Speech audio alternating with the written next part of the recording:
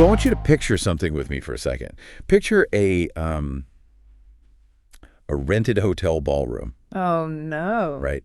Dim lighting, maybe some loud music playing, and you have this sticky paper name tag that's just like slowly peeling off your lapel. I can feel the anxiety already. Exactly. And you're clutching this lukewarm drink, mentally rehearsing an elevator pitch over and over. We all know that dread, right? That forced, super performative environment. Well, okay, let's unpack this. Let's do it. Because if you despise that entire dynamic, our mission for this deep dive today is to completely dismantle that high-pressure model. We're looking at a much more sophisticated, science-backed approach to professional connectivity today. It's a huge relief, honestly. It really is.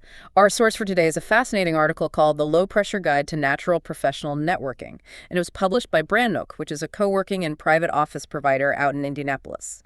Yeah, and the core of what they're proposing is that building a really powerful career-changing network absolutely does not require you to be the loudest person in the room, which is such good news for anyone who loves learning but just hates that information overload and forced socializing. Completely.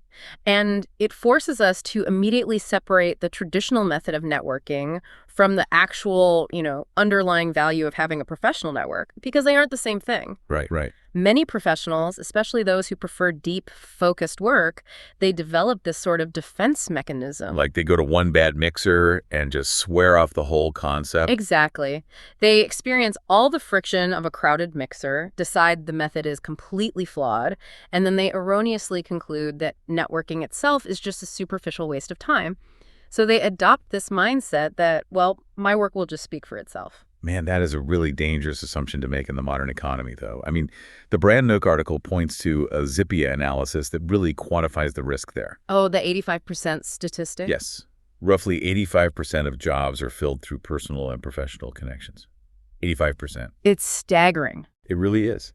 So if you're out there exclusively submitting cold applications to digital job boards, you are competing against the masses for just a tiny 15% sliver of the market. Yeah, that's a losing game. And obviously, this isn't just restricted to corporate hiring either. For freelancers or consultants and entrepreneurs, this exact same invisible architecture dictates how clients and partnerships and vital mentorships are distributed. What's fascinating here is how that 85% figure really exposes the reality of how opportunity actually moves through the professional world. Like, opportunity is rarely just broadcast to the general public. Right. It's hidden. Exactly. It's transmitted through trusted channels.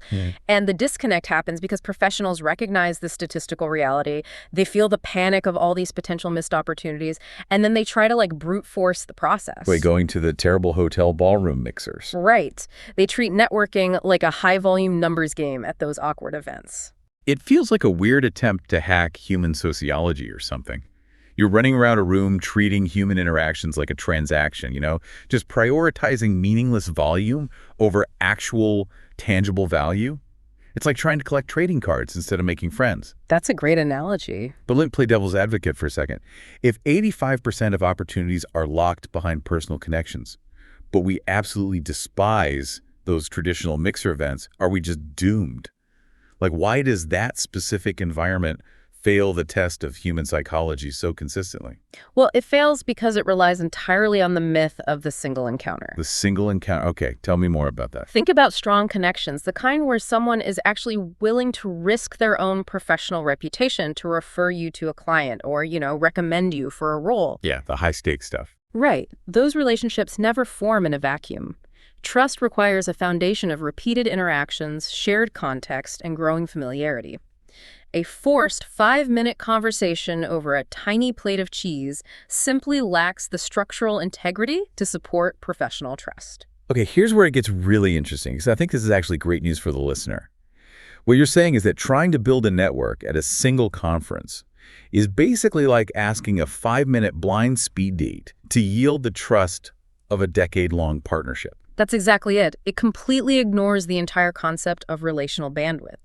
You need continuity to build trust. And the source material argues that this psychological friction has actually been drastically amplified lately, right? Because of the massive shift toward remote and hybrid work environments. Yes.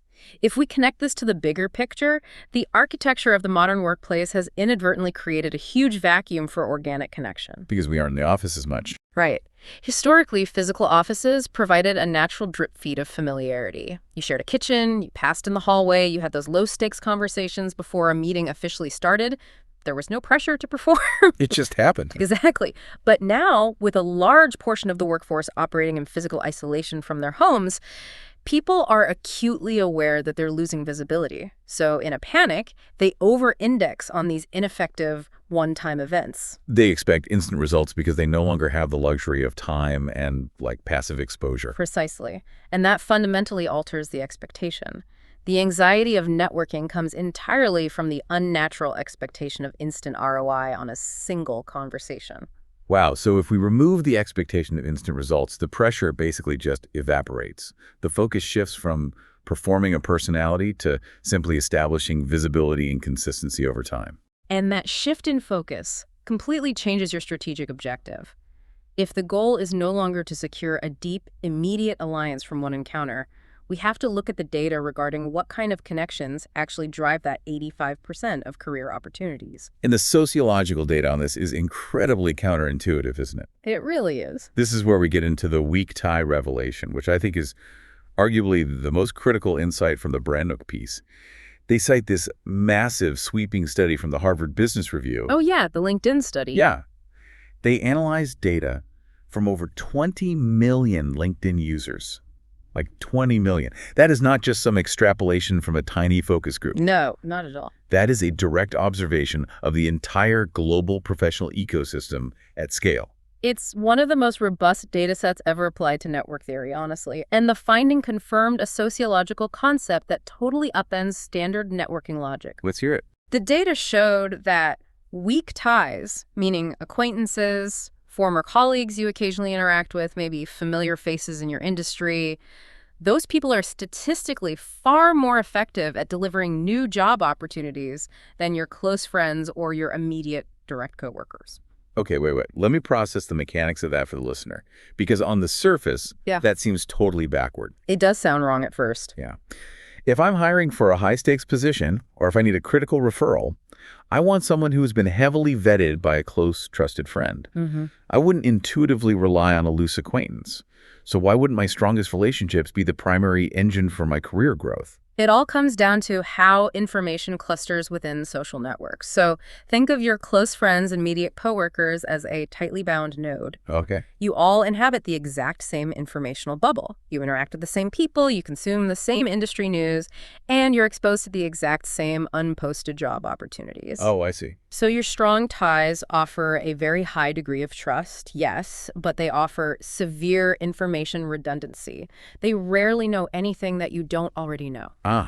So we are talking about the discovery phase of an opportunity versus the vetting phase. Exactly. A weak tie operates in an entirely different cluster. They have their own distinct network of hundreds of colleagues, their own localized industry knowledge, and their own completely distinct data pool of opportunities. That makes so much sense. So weak ties act as structural bridges between isolated islands of information. That is precisely the underlying mechanism. When an acquaintance from a project you completed, say, 3 years ago moves into a new sector, they become a conduit. They introduce novel information and perspectives that could never organically penetrate your own close-knit echo chamber. The strength of the weak tie is its access to uncharted territory. Yeah. That entirely reframes the objective. You don't need to cultivate deep, time-intensive friendships with everyone in your industry to be well-networked. You just need to maintain a wide, low-friction web of weak ties. But this raises an important question. If we accept that weak ties are the primary engine of professional mobility, and we accept that forced one-off mixers are psychologically flawed, how do we systematically build that web? How do we manufacture weak ties without it feeling like a second exhausting job? Yes. And the Brandnook article provides a specific playbook for exactly this, transitioning from the sociological theory into 5 actionable strategies for cultivating a low-pressure network. I love these strategies. They're great. Strategy number 1 immediately addresses the failure of the single encounter by focusing on environments designed for repeat interactions. Right, which leverages a psychological phenomenon known as the mere exposure effect. Mere exposure effect. What's that? It's basically how our brains are hardwired to develop a preference for things simply because they're familiar. So if you abandon the strategy of attending a dozen different random events and instead commit to a single recurring environment like a shared co-working space, or maybe a monthly industry breakfast, you begin to physically overlap with the same professionals repeatedly. You lower the cognitive load. Exactly. You don't even need to speak to someone the first few times you see them. Simply sharing space repeatedly signals safety and reliability to the brain. You're letting the architecture of the environment do the heavy lifting for you, which actually leads perfectly into the second strategy. When you do finally initiate a conversation in that shared space, you lead with curiosity, not a pitch. The pitch is dead. The traditional elevator pitch introduces immediate friction because it's inherently transactional. It signals that you want something from them right now. Yeah, nobody likes that feeling. Nobody. Yeah. But by replacing the pitch with genuine inquiry, like asking a familiar face what specific challenges they're tackling this week, you change the dynamic. It goes from a transaction to a relational exchange. People naturally want to contextualize their own work. Oh, for sure. People love talking about what they're working on. Right. If you provide the space for them to do that, you become memorable not for what you demanded from them, but for how you listened. And that ties directly into the third strategy, which is all about the mechanics of the follow-up. We have all experienced that hollow LinkedIn connection request the day after an event. You know, the one that just says, "Great to meet you," and then the conversation instantly dies. It's the worst. It's basically digital clutter. Right. The article emphasizes that a follow-up must be useful. You have to create asymmetrical value. It's about demonstrating competence rather than merely claiming it. A useful follow-up proves that you actively listened during the initial interaction. So what does this all mean in practice? Let's think of it like a diagnostic process. If an acquaintance casually mentions they're struggling to integrate a specific software, a bad follow-up is just sending them a PDF of your own consulting services. Yeah, that's just a sales pitch in disguise. Exactly. But a useful asymmetrical follow-up is sending them a link to a hyper-specific forum thread where another developer solved that exact integration issue. Yes. You aren't asking them for a job. You are handing them a tool they genuinely need. You remove friction from their day, which solidifies that weak tie instantly. You've completely shifted from being a potential burden to being a proven resource. And the fourth strategy reinforces this by advising professionals to focus on smaller communities. The density of shared context in a small group, say, a specialized Slack channel or a niche local meetup, is just much higher than in a generalized networking event. The shared context acts as a conversational baseline. You don't have to spend the first 10 minutes explaining the fundamental realities of your industry because everyone in the room already understands the vocabulary. Right, you bypass the superficial layer entirely. Okay, and finally, the fifth strategy focuses on the maintenance of these ties, staying visible between interactions. Because weak ties don't require the daily maintenance of a strong friendship, they can be kept warm through incredibly lightweight touch points. Just tiny little interactions. Yeah, like thoughtfully commenting on their public work, or occasionally routing a relevant article their way. It maintains your presence in their informational orbit without demanding a heavy time commitment from either party. So when you synthesize these 5 strategies, repeat environments, genuine curiosity, asymmetrical value, shared context, and lightweight visibility, you are really looking at a complete paradigm shift. It's huge. You're swapping out the intense, short-term anxiety of a performance for the calm, long-term ease of consistency. It's the professional equivalent of farming rather than hunting. Oh, I like that. You are planting seeds, tending to the environment, and letting the compounding effects of time yield the opportunities. The concept of tending to the environment actually brings us to the ultimate pragmatic application of this entire philosophy. The Brandnook piece heavily emphasizes the geography of connection. The physical space you choose to inhabit is arguably the single biggest variable in how easily you can build this network. This is exactly where we see the evolution of the modern co-working space. Places like Brandnook in Indianapolis aren't just leasing square footage and reliable internet anymore. They're essentially engineering weak tie incubators. Weak tie incubators, that's a grand term for it. They are providing the physical infrastructure required for accidental networking. Accidental networking. Yes. By centralizing a diverse array of freelancers, remote corporate workers, and startup founders into one consistent location, the environment naturally curates those repeat interactions we discussed earlier. You just show up to do your own job, and the environment facilitates the exposure. Like you nod to the same graphic designer in the lounge on Tuesday. On Thursday, you end up sitting at adjacent desks. A week later, you ask about the client they're designing for. And then a month later, that designer encounters a client who needs a web developer, and because you are a familiar, reliable presence in their daily environment, you become the immediate referral. And you never once had to put on a name tag or aggressively pitch your services? Never. It creates a slow, compounding professional momentum that simply cannot be manufactured in a 3-hour mixer. And from a strictly operational standpoint, embedding yourself in that kind of local ecosystem provides tangible stability. How so? Well, it gives you a recognized community base and a consistent professional presence that signals credibility to your own clients while simultaneously surrounding you with nodes of new information. And this specific dynamic is actually a massive structural advantage for introverts, isn't it? Oh, absolutely. It's a game changer for them. Because there's this persistent cultural assumption that highly successful networkers must be extroverted, aggressively charismatic, energized by large crowds. But if we look at the actual data, that weak ties drive opportunity, and weak ties are built on consistency, curiosity, and listening. Introverts are fundamentally optimized for this. They absolutely are. Introverts generally prefer low-stimulus environments, and they tend to process information deeply before responding. In a chaotic ballroom, that processing style is completely overwhelmed. Yeah, it's just too much noise. But in a highly consistent, low-pressure environment, like a shared workspace, an introvert's natural communication style becomes a huge strategic asset.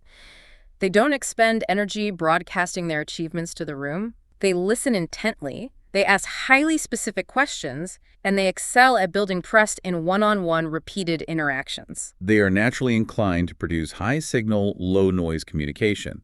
They provide the asymmetrical value because they actually heard what the other person needed in the first place. Exactly. It completely flips the script on career development. You don't need to force a personality transplant to succeed. You just need to migrate to an environment that naturally rewards your baseline operational style. You let the spatial geography curate the collision points for you, allowing relationships to scale at a natural, unforced cadence. Exactly. Okay, let's pull all these threads together for the listener. If you take away one core concept from this deep dive, it should really be the total rejection of the networking paradox. The professionals who dominate your industry's opportunity flow are not necessarily the loudest or the most aggressively charismatic. Definitely not. They are the individuals who understand the sociology of weak ties. They show up consistently in shared, low-pressure environments. They utilize genuine curiosity to bridge information gaps. They offer actual value without immediately demanding a favor. And they just let trust accumulate organically over time. And as we close out, there is an implication here that really warrants serious reflection, especially concerning how we design the future of our careers. Ooh, what's that? Well, we now understand the mechanics, right? 85% of opportunities flow through weak ties, and those ties are overwhelmingly generated through consistent physical proximity and low-pressure environmental overlap. Right. The math is pretty clear. So if that is the indisputable math of career mobility, what happens to the long-term career trajectories of professionals who choose to work entirely in isolation, fully remote from their living rooms, year after year? Oh, wow. Are we currently trading our ultimate day-to-day comfort right now for invisible, unquantifiable missed opportunities a decade down the line? Man, that is a brilliant, slightly terrifying question to leave hanging. You don't have to subject yourself to the peeling name tags and the forced small talk ever again. But you cannot hide from the math. You have to find a systematic way to let the professional world see you. You really do. Thank you for joining us on this deep dive. Take a hard look at your own daily environments this week and consider how you might organically cross paths with the weak tie that holds your next big opportunity. We will catch you next time.